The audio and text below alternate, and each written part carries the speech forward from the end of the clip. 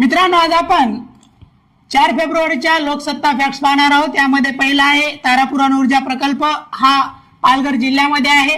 October 1969 मध्ये याची स्थापना झाली होती।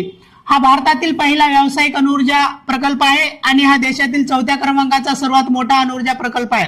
जेव्हा स्थापना झाली तेव्हा सहाय्य अमेरिकेने केलं होतं। सध्या इटलीचं सहकार्य घेण्यात येत आहे। जनता वृत्तपत्र, बाबासाहेबांनी 24 नोव्हेंबर 1930 ला याची सुरुवात केली होती।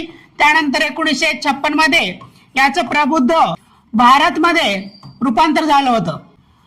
पुढे मुंबई आणि मुंबई महानगर या प्रदेशामध्ये वायू प्रदूषण रोखण्यासाठी यावर देखरेख ठेवण्यासाठी अमजद सय्यद आणि न्यायमूर्ती अनुजा प्रभुदेसाई यांच्या नियंत्रणामध्ये एक समिती स्थापन केलेली आहे। मुंबई उच्च न्यायालयाने पहिले अखिल भारतीय मराठी महिला शासकीय अधिकारी साहित्य संमेलन दिल्ली येथे होणार आहे आणि याचे उद्घाटन आपल्या राष्ट्रपती द्रौपदीजी मुर्मू करणार आहेत।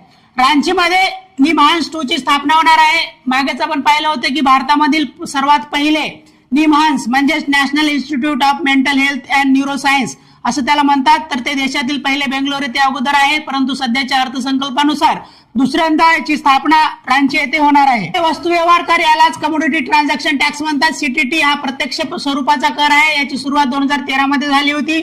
दुसरा रोखे उलाढाल कर याला सिक्युरिटी ट्रान्झॅक्शन टॅक्स म्हणतात। एसटीटी हा देखील प्रत्यक्ष स्वरूपाचा कर आहे। याची सुरुवात 2004 मध्ये झाली होती। ओडिशा या राज्यामध्ये देशात पहिल्यांदा वीज क्षेत्राच्या खासगीकरणाचा प्रयोग झाला होता। अमेरिका सोबत आपण व्यापारी करार केलेला आहे। अगोदर अमेरिकेने आपल्यावरती 50% कर लावला होता, त्यावरून आता 18% खाली येणार आपल्या भारतीय वस्तूवरील कर। 2025च्या सुरुवातीच्या 11 महिन्यात जे काही आपण एकूण वस्तू निर्याती केली होती त्यामध्ये अमेरिकेला केलेल्या एकूण निर्यातीचा वाटा 21% होता। त्यानंतर भारतीय वस्त्र उद्योगाच्या एकूण निर्यातीपैकी जवळजवळ आपण 32% निर्यात एकट्या अमेरिकेत केली जाते। तेल आयातीबद्दल ध्यानात ठेवा, एकूण 82% तेल आपण परदेशातून आयात करतो, त्यामध्ये 35% तेल एकट्या रशियाकडून करतो, म्हणजे जवळपास 1/3 तेल आपण रशियाकडून घेतो। राज्यातील 5000 महिलांना शाश्वत शेतीचे प्रशिक्षण देण्यासाठी आपल्या राज्य सरकारने गोदरेज ॲग्रोवेट सोबत सामंजस्य करार केलेला आहे आणि याच्या पहिल्या टप्प्यामध्ये एकूण 9 जिल्ह्यांचा समावेश असणार आहे। यामध्ये नागपूर, अमरावती, यवतमाळ, वाशिम, परभणी, जळगाव, बीड, अकोला आणि नांदेड या 9 जिल्ह्यांचा समावेश असणार। अंडर 19 क्रिकेट स्पर्धा वन डे वर्ल्ड कप चालू आहे। याबद्दल आज न्यूजपेपर मध्ये होते ती माहिती ध्यानात ठेवा। भारत हा सर्वात यशस्वी संघ, एकूण 5 वेळा भारताने जिंकलेला आहे।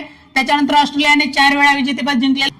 18व्या महाराष्ट्र राज्य आंतरविद्यापीठीय आविष्कार संशोधन स्पर्धा या परभणीतील वसंतराव नाईक मराठवाडा विद्यापीठामध्ये पार पडल्या। यामध्ये मुंबई विद्यापीठाने प्रथम क्रमांक पटकावला। प्रधानमंत्री मत्स्य संपदा योजना याची सुरुवात 10 सप्टेंबर 2020 ला झाली होती।